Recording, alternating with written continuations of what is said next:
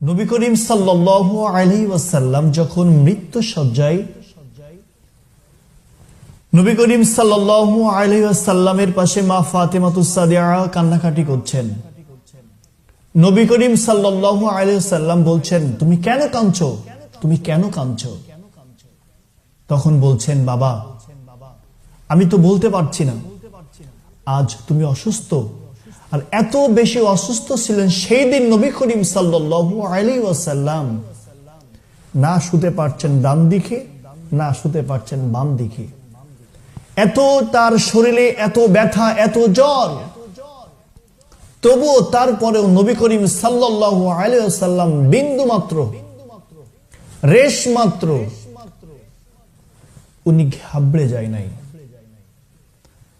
মালাকুল মউত যখন নবী করিম সাল্লাল্লাহু আলাইহি ওয়াসাল্লামের সামনে নবী করিম সাল্লাল্লাহু আলাইহি ওয়াসাল্লামকে সালাম পেশ করলেন, ইয়া রাসূলুল্লাহ আসসালামু আলাইকুম ওয়া রাহমাতুল্লাহ, মহা মহিম আল্লাহ তাআলা আপনাকে সালাম দিয়েছেন এবং আমাকে বলেছেন, আজকে তুমি যাকে জান নিতে যাচ্ছ, যার রূহটা নিতে যাচ্ছ, সে কিন্তু আমার বন্ধু, সে আমার পেয়ারা নবী, আমার দোস্ত। অতএব মালাকুল মউত তুমি শুনে রাখো, খবরদার আমার নবীর করিম সাল্লাল্লাহু আলাইহি সাল্লামের সাথে তুমি বিন্দু মাত্র খারাপ ব্যবহার করো না।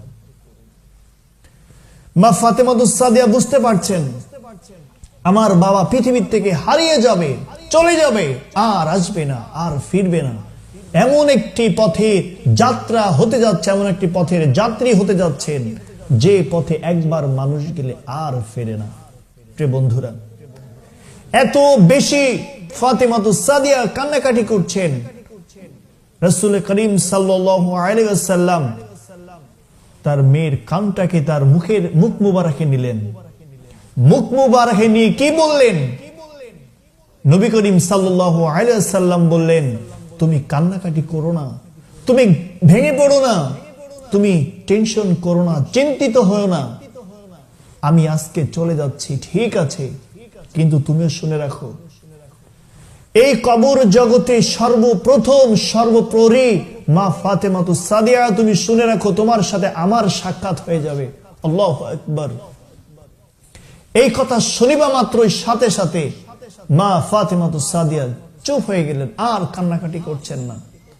তখন পাশের থেকে সবাই হতভম্ব হয়ে গেলেন, কেন কাঁদছেন না? যখন কান্নাকাটি করছিল এত বেশি, যার চোখের অশ্রু এত বেশি পরিমাণ পড়ছিল, ঝরছিল, এখন আর কেন চোখে